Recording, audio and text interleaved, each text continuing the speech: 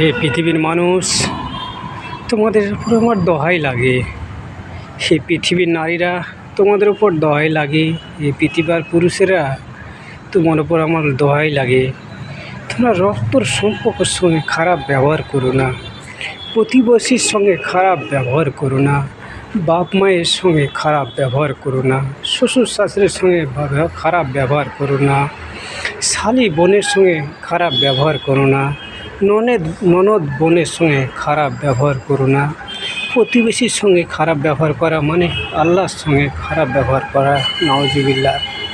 বাপ মায়ের সঙ্গে খারাপ ব্যবহার করা মানে আল্লাহর সঙ্গে খারাপ ব্যবহার করা, নাউজুবিল্লাহ। বাপ মা শ্বশুর শাশুড়ি সবাই সমান, বোন ননদ শালি সবাই সমান, তাই কারোর সঙ্গে খারাপ ব্যবহার করা যাবে না। আমার আল্লাহ সুবহানাহু ওয়া তাআলা এটাই ঘেন্না করে। প্রতিবেশীর সঙ্গে রক্ত সম্পর্ক যাদের সঙ্গে, তাদের সঙ্গে খারাপ আচরণ করা যাবে না। কোনো মানুষ আমার দ্বারাই আপনার দ্বারাই কষ্ট না পাই, এটাই আমাদের মাথায় রাখতে হবে।